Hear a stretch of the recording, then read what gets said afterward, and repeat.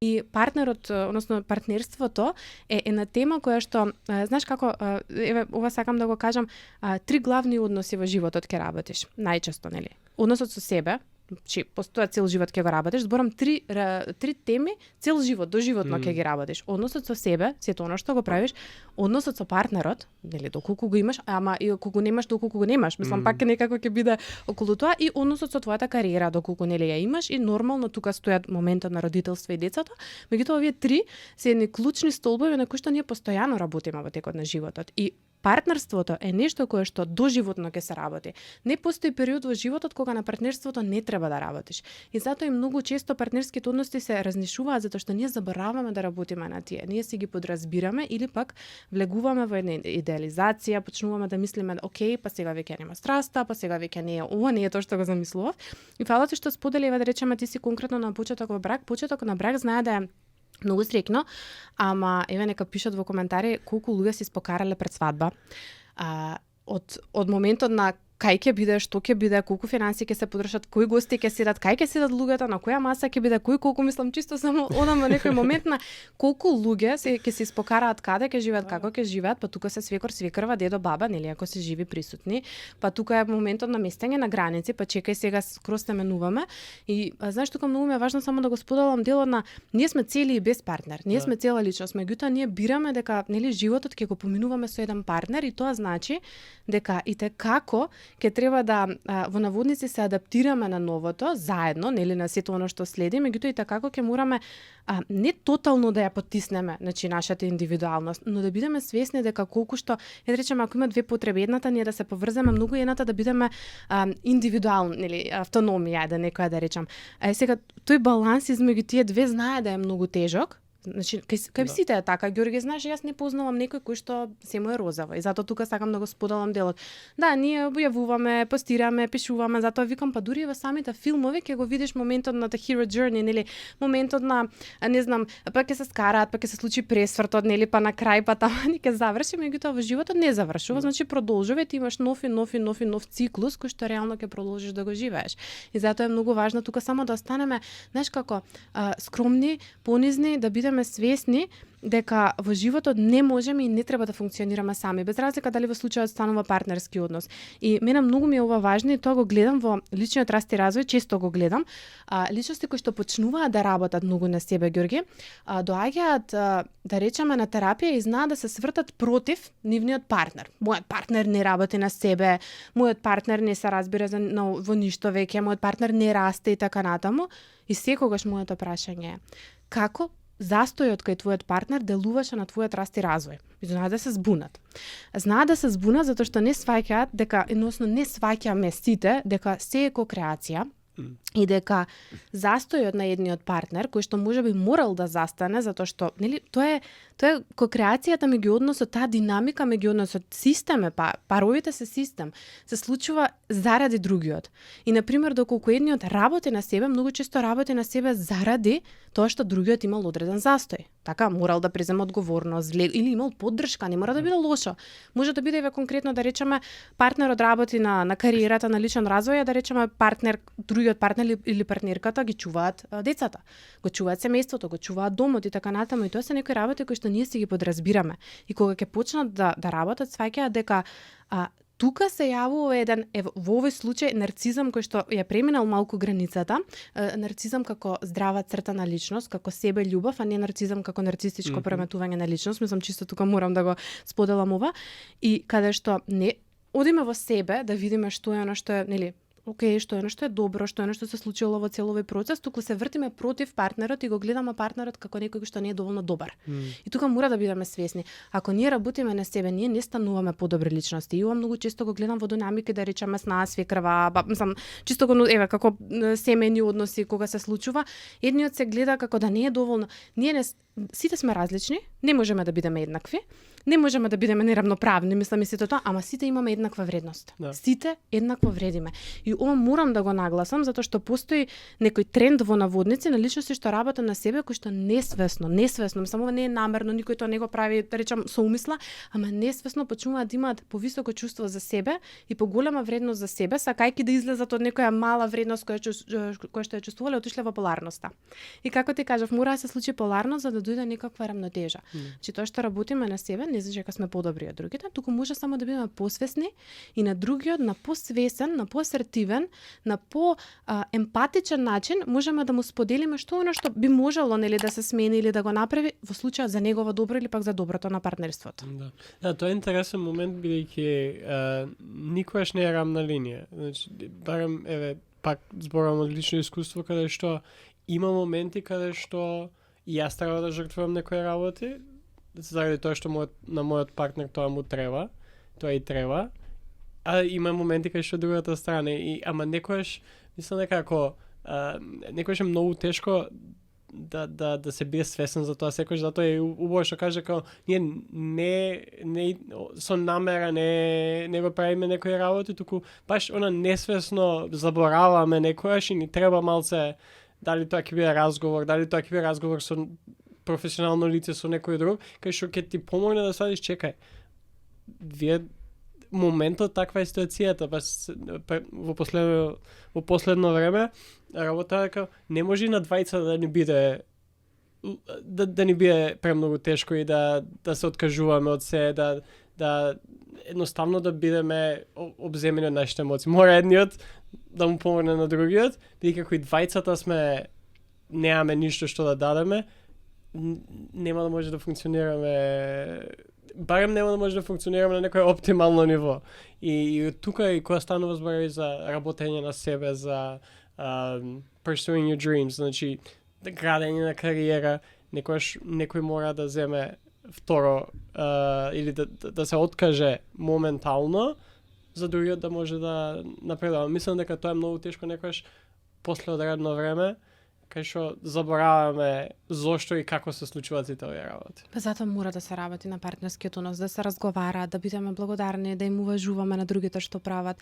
Знаеш како, кога едниот да речеме ќе направи чекор назад, да му бидеме реално благодарни зашто тоа се случува и обратно кога едниот оди напред, да бидеме реално и навистина да го тоа прифатиме да биде така. Многу е тешко ако вредностите да речеме ни се различни. Во тој случај многу тешко знае да партнерството опстои затоа што знаеш како кога немаш исти вредности, не зборам интереси. Значи сега ти ако сакаш фудбал, а твојата сопруга сака да гледа, мислам, не знам, сака накид да прави, сигурно не треба ти да сакаш накид или таа да сака да гледа фудбал. Не зборам за интереси. Многу често кога кажувам вредности, луѓе мислат, аха, па ние имаме скроз различни интереси. Сега ти ако сакаш со коли, не знам, машински, пример инженер си и се занимаваш со, сам не значи дека треба истото да го сакаш, тоа ќе си го правиш со пријатели, со колеги и така натаму, но да речеме вредноста во смисол на семејството, на честноста, на искреноста, на емпатијата, на конкретно ако па и децата тука ќе ги ставам нели на родителството и слично, ако партнерите имаат различни вредности, едниот сака да речеме да се оствари многу како родител, другиот не,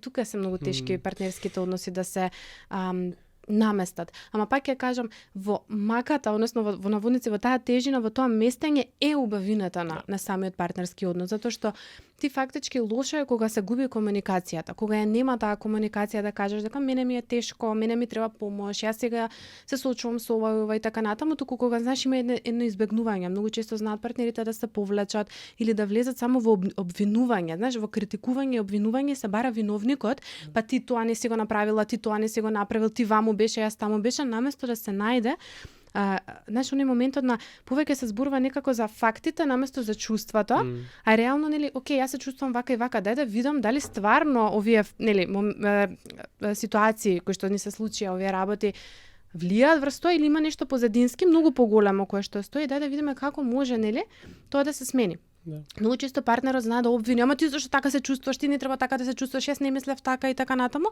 Тука се вежба, нели, во наводници, односно тоа се вежба, мислам, тоа буквално се вежба тие комуникацијски вештини.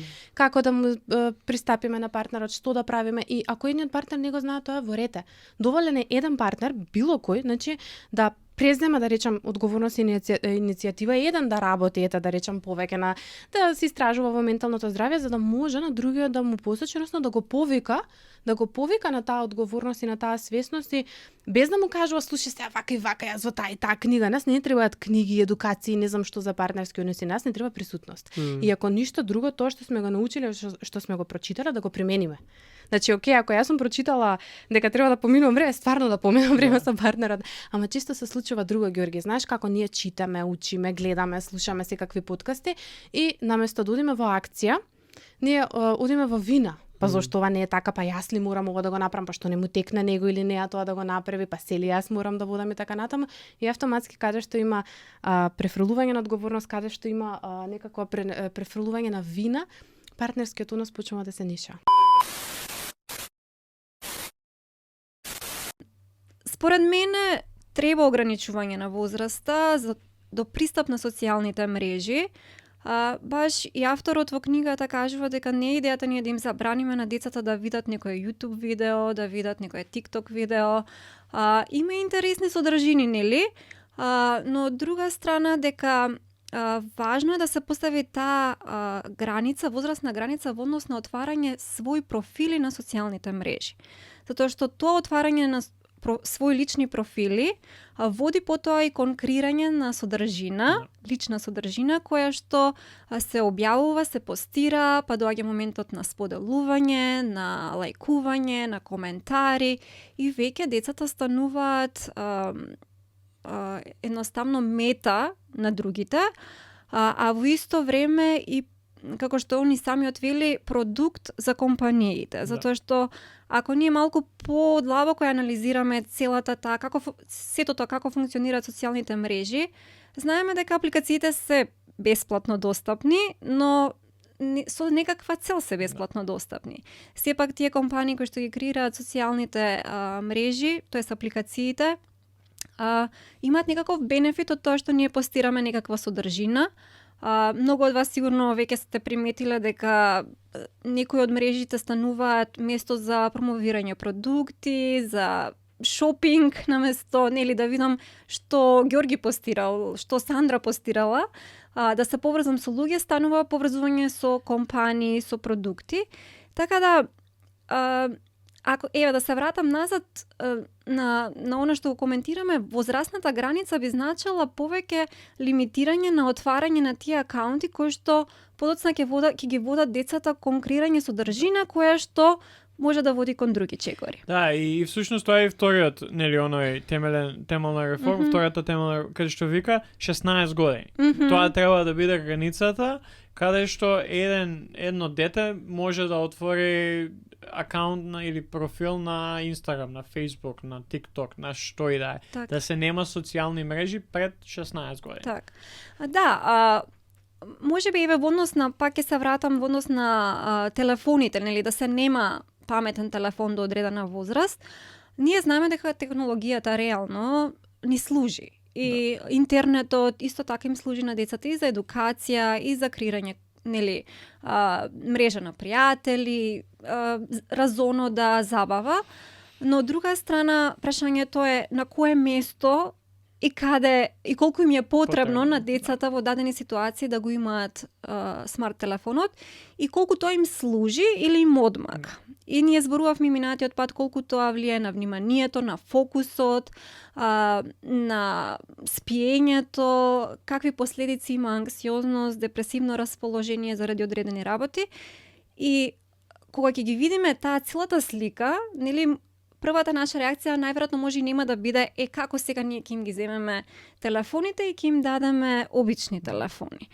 А во однос на тоа што велиш ти, нели, во однос на пристапот до социјалните мрежи, и како е потребна таа старосна граница, затоа што ние сами ако повторно зборуваме за развојот на децата, знаеме дека тие години од 9 па нагоре до 13-14 години особено за девојчињата, а за машките околу 14-15 години се многу ранливи години на формирање на личноста.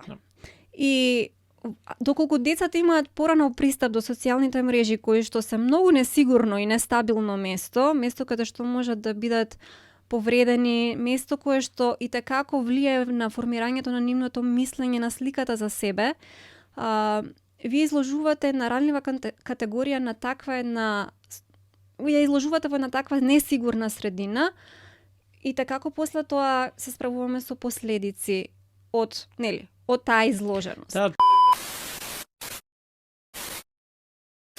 Успехот, односно оценките и веќе најголем притисок на децата. Знаете, они многу се дури се потресуваат и такви чудни реакции добиваме од деца ако не е 5. Да. Што за мене е неприфатливо. И тука е па работата со родителите клучна.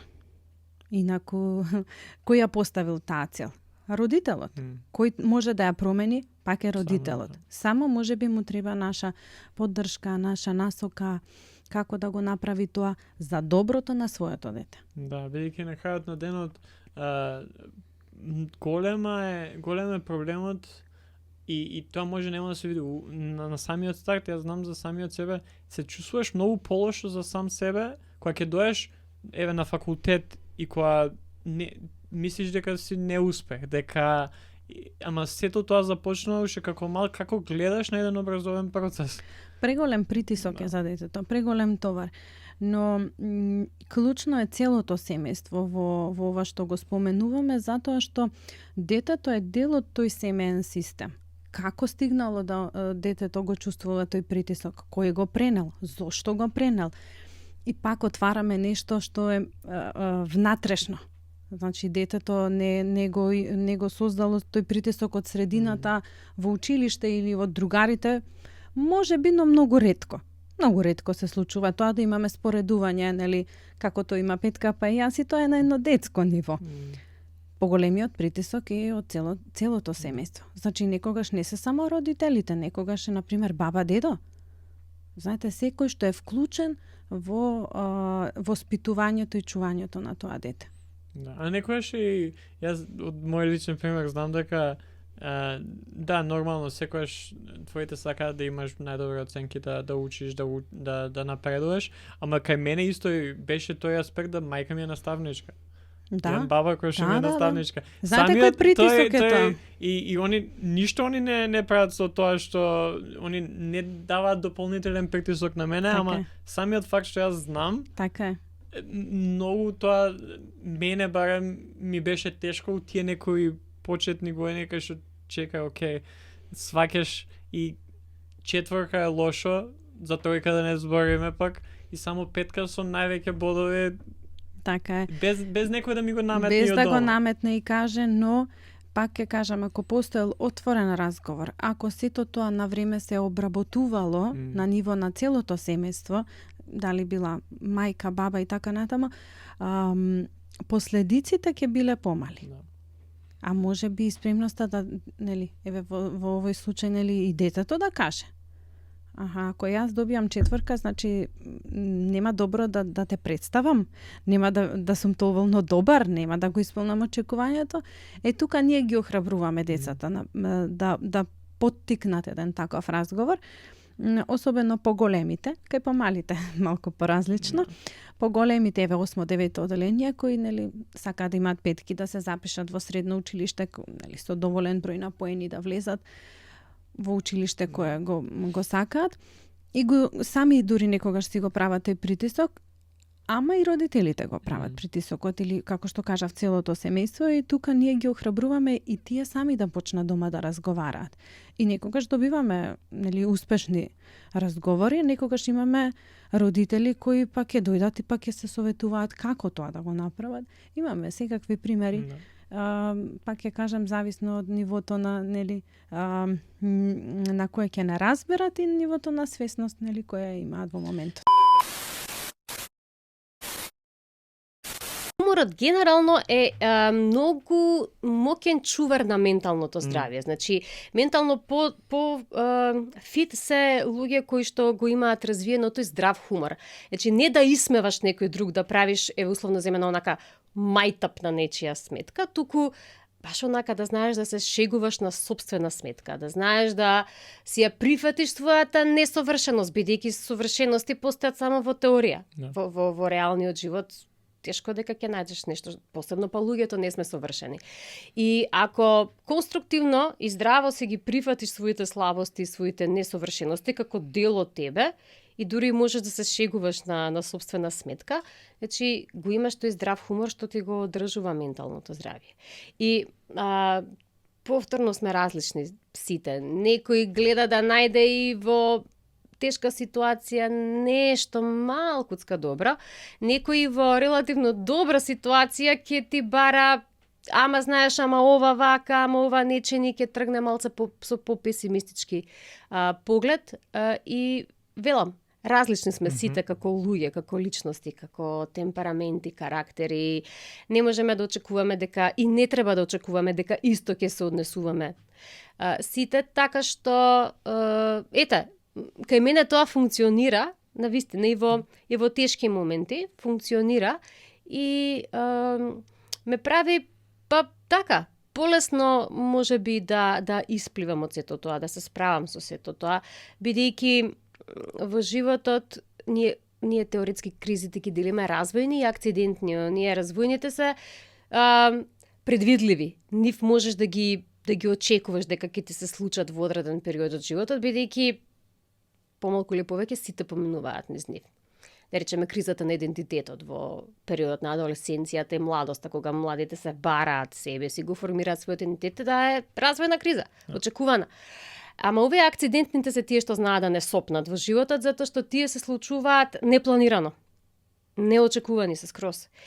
И меѓутоа што е пак доброто, ако можеме да кажеме во сето тоа, што која ќе испливаш од таква криза, која ќе ја решиш конструктивно, ќе пораснеш како личност, ќе созрееш уште малку плюс, ќе научиш некој можеби добар функционален стил на справување со сето тоа и следниот пат во некоја слична ситуација побрзо и поефикасно ќе се справиш со сето тоа, затоа што си станал подсврст, си го надраснал успешно. Не успеваат сите, да не се лажеме, ама ако успееме, тоа не прави посилни. Ако гледаме дека не можеме сами и тоа е окей, ама треба да побараме стручна подршка, така да некој биде со нас, затоа што не мораме баш ни сите предизвици во животот да пливаме сами, нема потреба. Значи, затоа се тука луѓе како што сум јас, например, и моите колеги психолози, и колегите психијатри, кои едноставно како професија се повикани да дадат, да речеме, помош или стручно да интервенираат кога на некого му треба. Значи, нема потреба да пливаме скроз сами во животот и да се бориме сами со сите предизвици, затоа што постои тој еден мит, ако побарам таква помош, ако кажам дека ми е тешко, јас сум слаб. Напротив, и така како голема храброст е потребна да си признаш прво сам на себе. Мислам, тоа не е дури ни признание. Наставно си кажуваш, не сум окей денес. И тоа е сосема окей да не си окей. И ми треба да поразговарам со Георги или со Ана или со било кој. Значи, тоа е навистина голема храброст и голема сила како поединец, како личност, да си го кажеш тоа и да действуваш. Не само да си го кажеш, туку и да действуваш. Ама првиот и многу важен чекор е да си го кажеш. Не мораш ни гласно во себе. Како еден човек може да препознае дека не е само стрес, не е нешто што е акутно, само тогаш. Да, туку навистина е во вистинска некоја лична криза. И после тоа кој е некој здрав чекор кој што треба да се направи сам старт кога тоа ќе се свати. Да, кризата не можеме одма да ја насетиме, бидејќи сите се плашиме од неа и некако градиме трупи, што е како поплава кога надоаѓа и првично местиме нели од оние што се вреќине со песок за не пробија. Па после тоа се мести уште еден ред, за да па после се местат нели некои верици за да со надеж дека нема да пробие водата, ама вода е, ќе пробие секако. и дури кога ќе дојде и ќе ни ги потопи нозете, тогаш се ќаваме. Инаку првично гледаме дека се натопил паркетот, или се натопил бетонот, или се натопила вазната што сакаме. Кога ќе ни ги натопи нозете, сваќаме дека е криза, а има и кризи кои што можат па цели да не преплават, од типот на да биде цунами. И местото на идентификување не е баш толку битно, бидејќи понекогаш и таа хиперсвесност па ни прави блок. Бидејќи, еве ја кризата. Многу кризи сме ги поминали во трк. Развојните кризи не значат нужно зло. Дека нешто лошо ќе се случи во живењето или во растењето, во развивањето на детето. Туку значат дека се дава предизвик и после тоа, по надминување на тој предизвик, се собира нови ресурси со кои што многу полесно се функционира. Кризите се и нужно добро колку што се нужно зло. Зборуваме и за лични и за колективни. Бидејќи секогаш носат нешто што е посоодветно, бидејќи мора се редефинира. Нешто ќе отпадне во колатерална штета, за жал, тоа е неопходно, нешто ќе отиде по вода, некогаш се тоа и човечки животи, што е многу жално и болно, но тоа не можеме да го победиме, дека е така. Сега во однос на мобилизацијата на криза, само да имаме сигурна поддршка, она што викаме во сегашно живење сигурен сапорт, како ги градиме единиците на спасување или единиците на поддршка, како се мобилизира се околу нас за да може да покрие. И моментот дека е значајно да побараме помош, но не да се предадеме на помошта, туку да бидеме можеби соодветно се каже да не бидеме пасивна жртва, туку активен преживеан. Бидејќи активен преживеан после криза значи човек кој што бара начини и ресурси и орудија како да се носи и да ја трансформира кризата. А можеби понекогаш и да ја трансформира заедницата. Бидејќи таа криза прави и јас и ти имаме некој вакуум на кризи кои што ни прават за да дојдеме до ова место кое што вика, еве, даваме некој збор, даваме некоја идеја, даваме некој пример, даваме некоја мисла за која што некој може да се фати, што можеби му е неопходно да се фати во тој момент. И тоа е тој ресурс. Се во таа трансформација, како се редефинира реалноста. Никогаш нема да биде исто пред кризата и многу е тешко напуштањето на старите вредности и ова да ме прашаше на 17 или на 16 години ќе беше многу покатастрофично да погледнем во криза, бидејќи човекот има отпор кон променливоста, бидејќи променливоста на работите го носи до минливоста, дека завршува нештото, минливоста е нели смртта е минливост, дека поминува нештото, готово завршува. Но моментот на редефинирање е место каде што ние ствараме некое ново јас, некое ново ние кое што е поздраво, поцврсто, вклучително во секоја заедница, во секое семејство, носи некоја нова поставеност. Види сега, ако почнеме зборуваме за родителите. Тоа семејство е едно навидум, функционално, нормално, просечно семејство. Не се сиромашни, не се дисфункционални, нема насилство, нема агресија, но за жал е крајно нефункционално семејство на модерното време. Семејство во кое што не знаат да сакаат. Семејство во кое што не знаат да ги препознаат емоциите, семејство во кое што не знаат да ги искажат емоциите. Имаш еден татко кој што прави навистина се, но онака како што знае, кој што носи, сите членови носат трансгенерацијска траума. Што значи тоа? Значи татко кој што има трауми, кој што, како што разбравме во последната епизода беше тоа, дека таткото бил тепан и малтретиран и кога разговараат мајката и таткото низ тие солзи, мислам дека тогаш беше единствениот пат во 4 епизоди кога ја видов емоцијата на лицето на таткото. Кога плачеше и кога викаше јас направив се.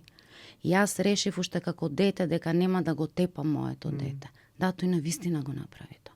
Тој навистина не го тепаше. И не ги тепаше собствените деца.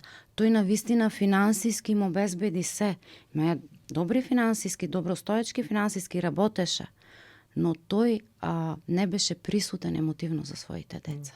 Дали на Джейми тоа му беше потребно? Дали Джейми некој го виде, дали некој го слушна или ја имаше една амбивалентна мајка која што повеќе се грижи за таткото и така балансира и не ја чувствува емоцијата, не ја дава. Имаше едни родители кои што имат емоција, значи типичен симптом на клинички израз на алекситимија. Значи имаш емоција, не знаеш да ја препознеш, не знаеш да ја искажеш, не знаеш да се справиш. Навидом надворешно се е прекрасно, се е идеално. Имаш 2 деца, децата одат на училиште, тие се релативно добро воспитани, добро функционални, добри оценки и наеднаш го имаш ова што се случува. А што се случува со Джейми во училиште? Како тој врви? Дали некогаш тој бил прашан? И имаш период кога Джейми престанува да црта, Джейми се повлекува, Джейми, но и претходно не зборувал, сега уште повеќе не зборува, се затвара во собствената соба, поминува повеќе време на тие онлайн, како да ги кажам, општества, самалце на македонски society, значи онлайн societies, каде што тој бидејќи не е вклопен во реалниот живот, не е вклопен во семејството, не добива емоција, не ја добива, тој ја добива љубовта на начин на кој што знаат да ја покажат родителите, но не на начин на кој што му е потребен. Дали бил прашан како е? Ти мене ме праша како сум. Колку пати ние ги прашуваме децата како се? Колку пати ние се прашуваме и дали воопшто се прашуваме како си? И дали себе си ние се прашуваме како си? Како сум јас денес? Има една анегдота како се поздравуваат двајца психијатри. Знаеш? Добар ден, колега. Како сум денес? Добро, колега. А како сум јас? Така понекогаш треба и самите да се прашаме. Да се навратам на серијата. Тука е тоа семејство кое што страда. И за жал тоа е нефункционалноста на денешните семејства, модерни семејства на западниот свет. Не толку ја гледаме, знаете како физичката, секоја траума и секој удар е болка. Но денешно време помалку е присутна таа физичка траума, а ја имаш она отуѓеност. Но отсуството на физичката траума, значи присуство на физичка траума кај оние што сега се родители, значи тие биле жртви на еден таков систем на воспитување. Да се навратиме, минатиот век начинот на воспитување беше ќотекот е излезен од рајот. И тие тргаат од постулатот дека јас никогаш нема да ги одирам моите деца. Но тие родители не знаат што значи емоцијата, не значи што е потребата. И идиме да изградиме еден свет на отуѓеност. Тука допринесува и новото модерното време технологијата. Кога се разговара, онај момент многу често кога децата ќе дојдат, например, на преглед, адолесценти, ќе ми кажат едно од прашањата ми е дали имаш другарчиња. Да, имам многу. И второто прашање ми е, а тие вистински се ги гледаш околу тебе во животот или се во компјутерот, бидејќи знаете дека имаат другарчиња кои што не ги познаваат и се само онлайн, бидејќи тие не знаат како да комуницираат меѓу себе. И најчесто во училиште, дома се отфрлени. Значи имаш едно дете кое што е отфрлено дома, отфрлено од таткото, ненарочно, ненамерно. Емотивно отфрлено, емотивно запоставено, една мајка која што е индиферентна, амбивалентна, од која што не добива никаква топлина, емоција и љубов. Тој добива се. Значи добива, навистина грижа добива, но не емотивно. И то дете тука отфрлено во училиште, како што можевме да видиме, било жртва на булинг. Имам проблеми во односите со другите, имам проблем да ги контролирам реакциите, или ќе речат многу се нервирам, или многу ме нервира некој. Стално знаат луѓето да тоа го препишуваат и го гледаат како проблем на другите, а не како собствен проблем. Па многу често кај мене во пракса се случува да дојдат оние кои што се засегнати од проблемот на другите, да речеме партнер на некој што тешко го контролира бесот, па ќе дојде и ќе сподели како да се справи. И јас знам да се нашалам чисто дека на терапија доаѓа оној што нема проблем за да се справи со некој што има проблем. Така да понатаму откриваме зошто е тој проблем во релацијата, што се случува, како се јавува, што го покренува тоа чувство. И доаѓаме до ова дека е тоа лутина, дека е бес кој што не обзема, да речеме, кој што е тешко да се контролира и така. Да, ја спомнал лутината и дека има и здрава, например, лутина, и тоа ми е интересно и би сакал повеќе да навлеземе во самото тоа, бидејќи, кој што кажавме на самиот почеток, углавно се смета дека е окей, да, ова е лошо и не треба да сме лути, или не треба да чувствуваме тоа. Ма каква е таа здрава лутина и кога е, и ти сама спомна, кога е уствари нешто што единствена нормална опција ние да се лутиме.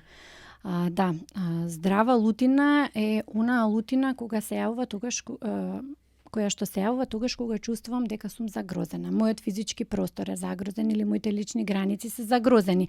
Ако се обидеш да земеш нешто насилно што е мое, да речеме, единствен природен одговор би бил лутина и да речам не, ова е мое. Понатаму здрава лутина е онаа лутина која што се фокусира на изнаоѓање на решение, на конструктивно решение. Значи се лутам, го изразувам тоа со цел да најдам решение, не само да се лутам или да изразам нешто. Во однос на тоа како се изразува лутината, здрав начин би бил еден асертивен начин на изразување, односно да кажам што чувствувам, да кажам зошто се лутам на еден пријатен начин, со смирен тон, со почит кон другиот и кон себе си, и да се насочам кон изнаоѓање на решение. Понатаму, здравата лутина е и краткотрајна, би рекла, односно исчезнува тогаш кога ќе се најде решението. Така би бил еден нормален процес на здрава лутина. Од друга страна пак, сите сме почувствувале бес понекогаш, нели? И тоа е природно да се јави како чувство, меѓутоа кога е премногу зачестена фреквенцијата, кога е премногу интензивна таа емоционална состојба и кога не можеме да ја контролираме нашата реакција, во тој случај велиме дека бесот не обзема и не контролира нас, а не ние него, и можеме да кажеме дека е тоа еден нездрав начин на справување, особено што може да се манифестира многу бурно со физичка реакција, со агресивна или со вербална агресија. Тоа се веќе начините на кои што се манифестира лутината. Во принцип има 4 начини, од кои што 3 се нездрави, само едниот е здрав, тој го спомнав, тоа е асертивната комуникација, а другите начини се агресивното изразување, значи физичко и вербално, нели, може да вика некој, да користи навреди, пцовки, не знам, да фрла предмети. Понатаму еден друг начин е супресивниот начин, кој што може би вака навидум изгледа смирено и окей, меѓутоа е и такако штетно за оној кој што применува таков начин. Се потиснува лутината, не се ни изразува, од причина што може би личноста не е спремна прво да дојде во контакт со сопствената лутина, или пак како викаат за мир во куќа, пак ќе прекјути одредени работи, значи се избегнува конфликт. Меѓутоа ова не е начин на решавање и на справување, ова е само потиснување на една темпирана бомба која што во било кој момент може да избие исто така на некој несоодветен начин и често знае да предизвика и психосоматски тегоби кај оној кој што долго време потиснува. И пасивно-агресивниот начин исто така е еден начин кој што е индиректен начин на изразување агресија, нема директно да ти кажам, меѓутоа ќе превземам дејства кои што ќе те повредат. Нема да разговарам со тебе, ќе избегнувам одредени задачи на работа, тоа чисто знае да биде лошо сработена задача, доцнење многу често. Значи, сарказам може да се употреби тука. Така што би рекла во однос на лутината повеќе начините се нездрави, овие што ги спомнав, отколку самото чувство да се јави. Чувството е природно и некако не е соодветно, ако речеме, не треба. Постои една не е поговорка, меѓутоа, ако се сеќавате на еден слоган што постоеше пред едно 20-тина можеби години, цело е кога има се. Така да тоа е и менталното здравје. И сега има многу полемики, нели, кои како различни психолози различно го дефинираат, лекарите го дефинираат од својата перспектива и слично. Меѓутоа, многу често ние велиме дека треба да имаме баланс. Меѓутоа, кога имаме баланс, ние треба да вложиме напор за да ги балансираме работите. Значи, кога едно имаш повеќе, друго помалку, ти треба да вложиш напор за да ги избалансираш. Многу е подобро кога се користи терминот хармонија, односно кога ти чувствуваш хармонија помеѓу она што го имаш на физичко ниво, на ментално ниво и на социјално ниво. Значи, понекогаш социјалниот живот е поактивен, понекогаш треба да се даде предност на некои други активности на работата. Ако ти се чувствуваш незадоволно затоа што нели сакаш да ги балансираш истовремено да имаш и социјален живот и продуктивност на работата, тоа не секогаш е можно, како што кажат и во овој брз начин на живот, значи ти вложуваш напор и се чувствуваш несреќно. Зашто не сум јас толку продуктивен, зашто сега јас морам да излезам, а може би сакал да работам. Меѓутоа, ако ти воспоставиш еден вид на хармонија, односно ако си речеш, овој период ќе дадам предност на или приоритет на ова, а подоцна ќе можам да направам нешто друго и се чувствуваш задоволно со тоа што така си ја донел таа одлука, значи ќе биде многу полесно да се чувствуваш и ментално добар, односно знаеш зашто ги правиш работите. Например, еве јас за да се чувствувам убаво, сега почнав да вежбам од сабајле. Значи тоа не 20 до 30 минути, меѓутоа ми дава нова енергија за кога ќе отидам на работа, кога ќе се соочам со предизвиците, да се чувствувам подобро. И многу ми е подобро тогаш да вежбам, отколку после работа, кога сум тотално изморена, ама тогаш си дозволувам, например, да дремнам. И сега некој ќе рече, ама губиш од денот. Не, ја добивам дополнителни часови од денот, затоа што доволно е половина час за подоцна да се чувствувам ако треба да завршам нека обврска попродуктивна или не знам, ако треба да се видам со пријатели, да учествувам во разговорот, а не само да се чувствувам преуморна и да едва чекам да заврши времето на нашата средба за да си одам дома. Така да секој човек сам за себе треба да види што е тоа што го прави да се чувствува ментално здрав или како што кажа професорката Ана Фрицхан, ментално фит, односно што е она кое што можеш ти да си го дозволиш сам на себе. Бидејќи обврските не претрупуваат сите, едноставно понекогаш не се дозволуваме да здивнеме. Нели италијанците имаат таа узречица piacere fare niente, значи задоволство од тоа да се прави ништо.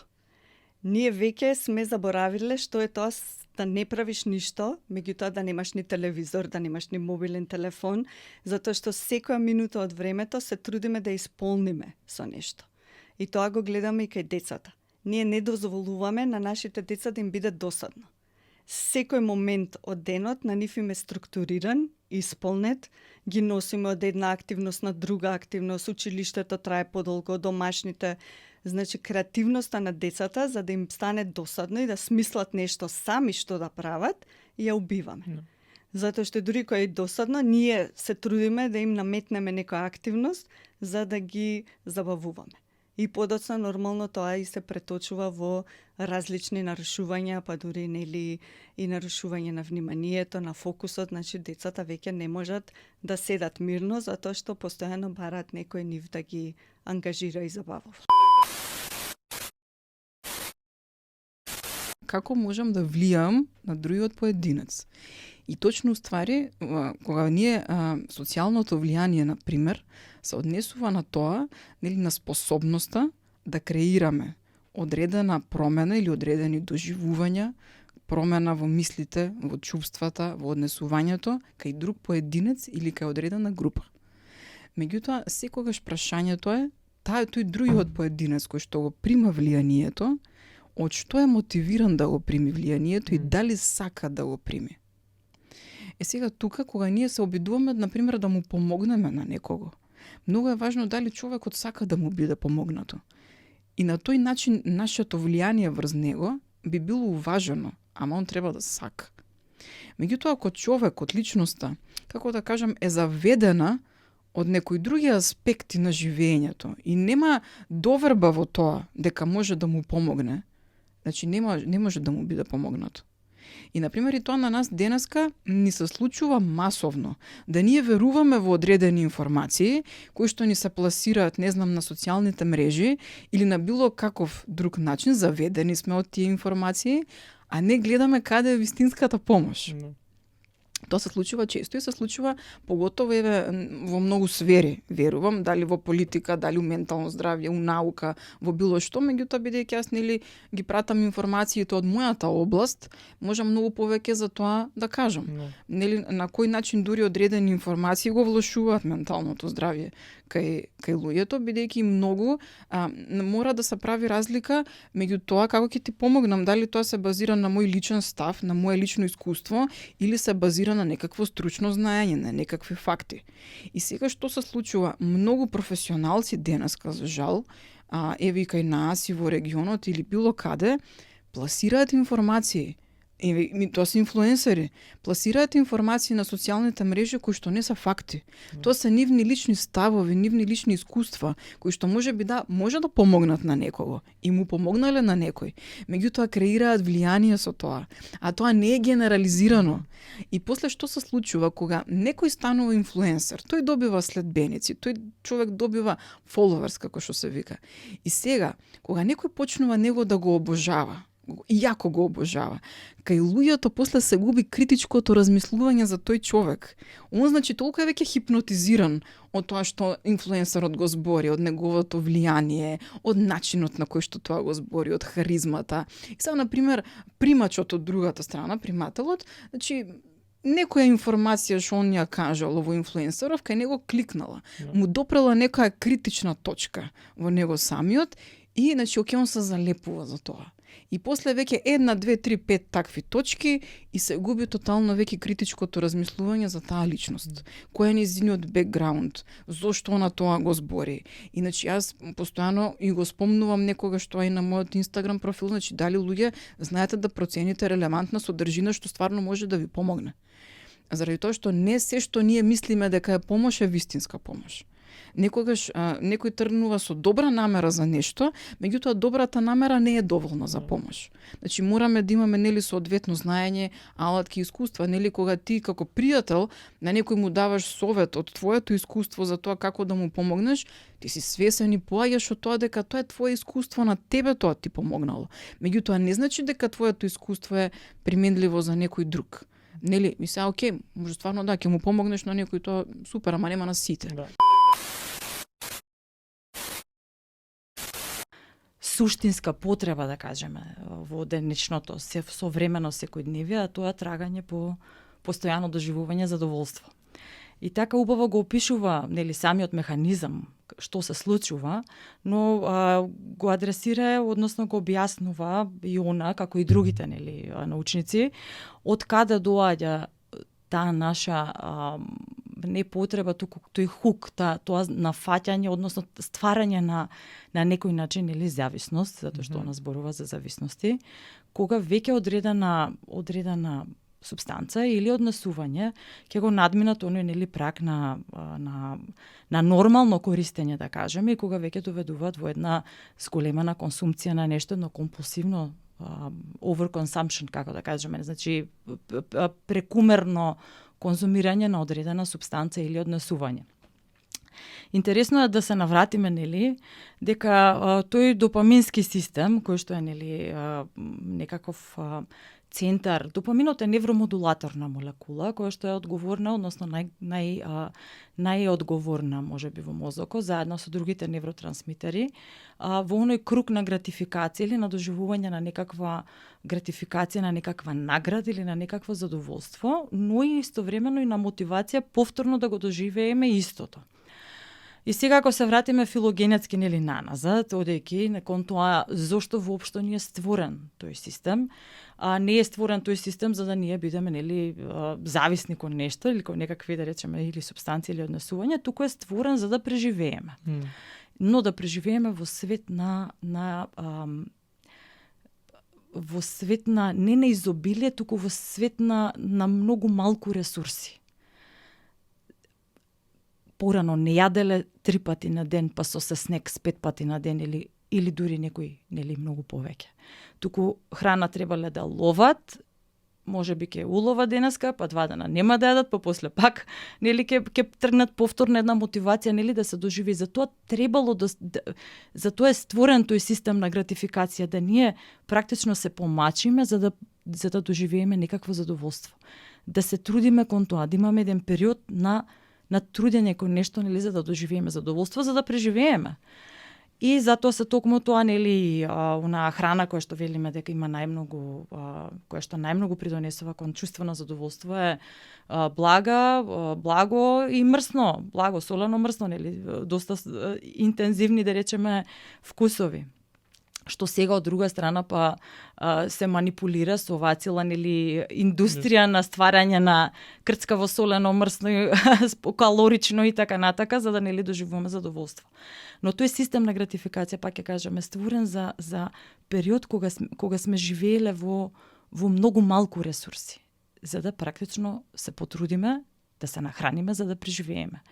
Истовремено сите тие однесувања, да речеме, или пак одредени субстанции, или однесувања кои што, како например, еве и сексот, задоволството што се доживува нели после одреден однос, нели е створен заради, мислам, самото задоволство би го натерало човекот за да се репродуцира. Како и останати други нели стварањето например на одредени нели работење за да створиме одредени ресурси за да доживееме нели одредено задоволство и сигурност, за да се грижиме за фамилијата и така натака. Но сега живееме во сосема поразличен свет, а истиот е тој круг на гратификација кој што ни е нели во централниот нервен систем.